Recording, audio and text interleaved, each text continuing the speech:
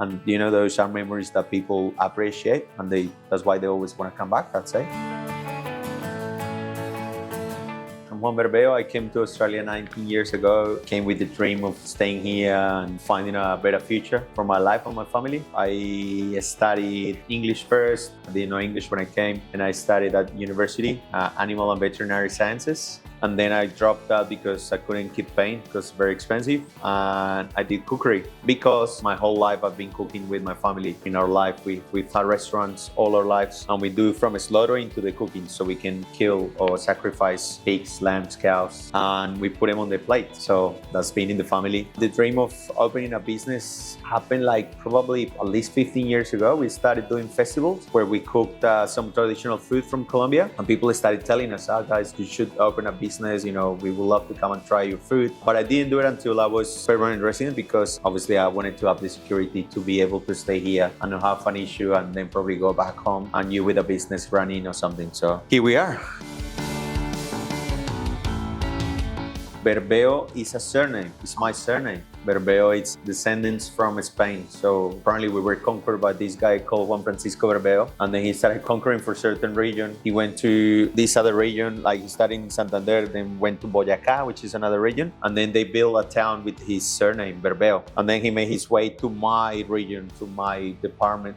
We call it departments instead of estates. So pretty much it's very unique. Like not many people have that surname, and most of the people that I know with that surname are related to us. It's pretty weird because there's a lot of surnames and they can be very common, but mine is kind of special. We wanted to put that name here as a name because people don't know and people didn't know that what it meant. Yeah, it is our surname. This one has been running since the 1st of July of 2024, but we've had the business since 30th of November 2019. We started with the business in South Melbourne, and we just moved recently. Like we finished working at the place in May, and then we make all the movements to come here. We changed from a street food. We changed to this kind of a steakhouse grill because we wanted to show my experience with beef, like all the knowledge that I have. I can use different cuts and different things to show the customers here. So it's not like all the other places that have like all the same cuts. We have some things that are different, and that's what we're gonna show. And I work closely with a farm that supplies Wagyu beef. So that's how the connection of my beef with the farm, and we just provide Wagyu beef here, like the best quality of beef. At the moment we have, I think in total we are about 8 people. We will obviously grow more towards November, December because the busy season will start. We will probably get to 12 to 14 because we have 2 businesses. We have this one and we have a street food place as well in North Melbourne. It's like a food hall and we provide this kind of street food, what we used to have before we started this. We also have a company of frozen products where we produce the arepas, the one that you like. We sell that. We sell the chorizo, we sell back pudding, we sell lechona, which is like a stuffed pig, and we sell empanadas, the pastries. So, and even cheese, we make cheese and we distribute this all around Australia. Queso doble crema.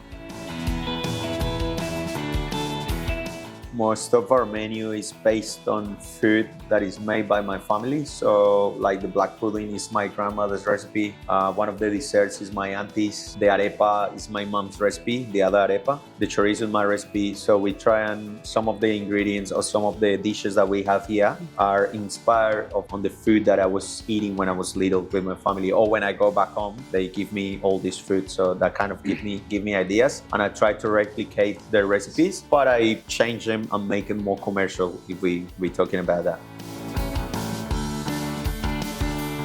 Well, I think it's more, like I said, I try to use the recipes from home, from mom or from my family, but I've put all the experience that I've learned, that I've gained working in different restaurants here in Australia. I've worked at Rockpool, I've worked at Movida, I worked at Pastuso. So all the techniques that I've learned throughout the restaurants where I've worked, different techniques, like Asian, European, like Italian, Greek, all this, I've tried to put them into my cooking to make it more tasty.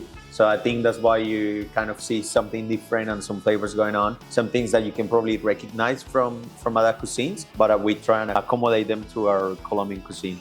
I think it's just the way we cook them, and also the spices that we use. We don't use as much spice. We use more like everything fresh, and it's simple. It's grill or pan fry or sometimes braised, and that's it. We use a lot of lemon. My cuisine uses a lot of lemon, like lots of citrus. We use a little bit of panela, soy sauce, so it's kind of like citrus and sour as well, and that's what makes it special, I think. For instance, we make leche de tigre, like a tiger's milk, it's called. It's fish stock, fish shrimps, garlic, celery, ginger, chili, and coriander roots, and you blend it together with fish stock. So it becomes like a dressing, and then you put that on the fish. We put a little bit of the soy sauce and panela, like sugar, and then you put lemon juice, and that's it. That's why it's kind of tasty and very, very different.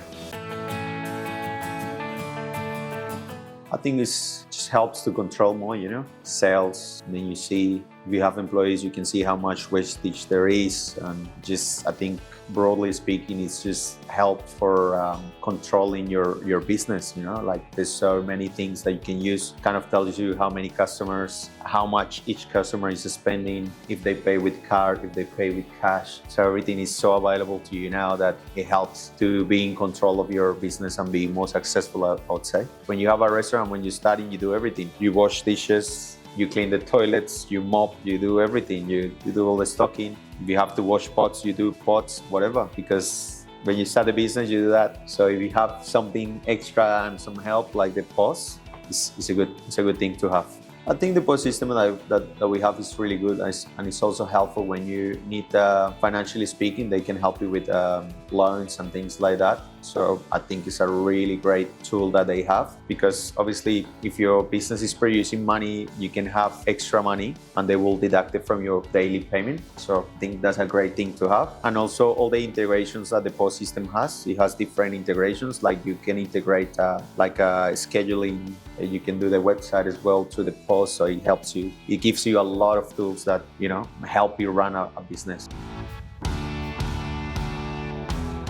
What's the biggest expense for a business right now? Nowadays, wages. That's the highest thing that you have to pay. So whatever you can do to not have staff, that's the best. If you had robots cooking, maybe in future, which is already happening, would be great, because, well, it depends on the business, like obviously people don't go just to a restaurant just to see robots, but the hardest and the most expensive thing to have in a business is the staff. So whatever you can do to avoid that extra expense, that's what's killing everything, and that's one of the reasons they have QR codes and even just disposable stuff, so people order, get their food from the counter and they dispose it, so then you don't have to have someone giving the food, wiping the tables, washing the cutlery, because everything is ready for you not to have extra stuff, I think that's the reason of the QR code, We have that at the other venue. Here it's more a steakhouse, so it's not something that we want to implement, because we want that interaction, like you were saying before in the reviews, that people get really happy because we kind of interact with them and we ask them how they're feeling. So I think that's the plus that you need to give to the customers here in this kind of place. I think the biggest thing that we aim for, it's standard and quality. We have a very, I'd say, not massive menu, very small menu, simple, but everything that we do is good. And we want those customers that are returning to have that same experience every time they come back. Sometimes I think, even me, when I go to eat, I know where to go for a certain thing because I know the food there is just perfect and it's always good. When I order the same dish every 2 weeks or every week, I know that I'm gonna have the same experience. So that's what I like here. Whatever you're gonna have, if it's the same thing, make sure that you have the same experience. And every time that you're gonna think about me, you're gonna think, every time I go there, I'm gonna have great service, great food, and a good experience. I think that's one of the biggest issues for failure, for places. But if you look at that, and if you can tackle that, and you make sure that your standard of quality is good, and it's always great quality, I think you'll be good. Instead of, I think sometimes you try and do too much and change every time and do new things, and you can never do one thing good, because you haven't even finished doing the first one and execute it really well. Whereas if you just keep consistency, I think that's the main key. That's what we want, just to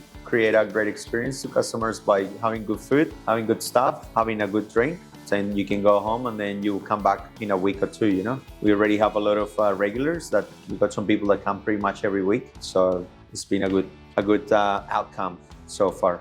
No, it's good. We've been, we put a lot of effort and obviously all our professionalism into the food, the service. We're very thorough with everything. We make sure that the customers have a good experience. I've been here like pretty much every day teaching the staff to make sure that everyone has like a really good experience. Even myself cooking and make sure that everything is spot on so we can provide a good experience and, you know, be different to other places right now, not just to make money and just to be commercial. I think we want people to actually have a different experience of what we provide. So that's what we're working really hard on. And we hope that it keeps like this, you know, we want to be like this. I think at the moment not.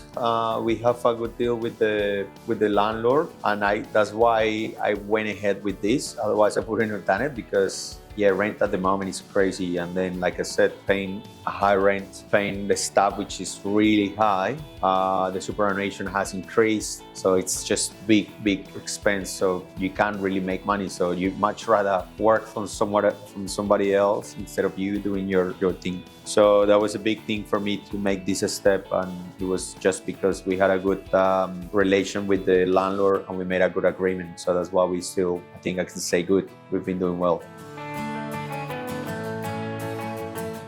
Yeah, I think customers can feel, you know, the passion that we have for the food, you know, the love, and, you know, the stuff that we have in the front of house is really passionate about it, and they happy to show my passion. You know, even though I'm cooking, I can kind of pass this passion to the staff, and they pass it to the customer, and they see us working here really hard, and we get really busy. And I think that's what's been really nice. You know, it's like people looking at us like working hard and saying, "No, they're doing like really great product." And you know, those are memories that people appreciate, and that's why they always want to come back. I'd say. We do have set dishes, and we obviously make the same, but we have a special, so we play with the specials every week. We sell something different, so it gives some excitement to the front of house to sell, and it gives excitement to the staff also to prep. So we know that we always have like a set menu, or we know what we have, but every time we do like specials, so we try and implement different things. And I like the staff to put into it, to give their input. So they say, oh, maybe we should do it like this, and I let them play with that. So then they get excited and they think they are part of the team, and they're not just working for money, you know, like I want them to be part of it and give a little bit of an opinion for that. I think that's how I keep them when we do the specials. The dish that people will need to try, the morcilla, the black pudding. Morcilla, it's my grandma's recipe. Morcilla is also black pudding in England. They do black pudding. In Spain, they call it morcilla as well. The one that we make is really nice. So I think if people are really worried about it because it's pig's blood and rice and all this, people are like, oh, I don't really want it. But if they try it, they'll be in love. So make sure you try morcilla con arepa. Make sure you come to Berbeo Bar Grill. It's a restaurant that we established 3 months ago, and it's showing our passion and our experience cooking with our family back in Colombia. We are trying to replicate all this love of food that we've had in our heritage from the past, and I'm sure you're gonna have a great experience. You're gonna have some of the best steak in Melbourne because we just use Wagyu beef. Try all the street food, you know, all the street food that we provide are delicious. The empanadas, arepa de choclo, morcilla con arepa, the ceviches, and obviously the steak. Desserts, not to mention. We have the obleas, some of the traditional stuff. We have tres leches, and we have leche asada, which is like a flan. It's also a must. Make sure you come to Berbeo Bar Grill in Docklands.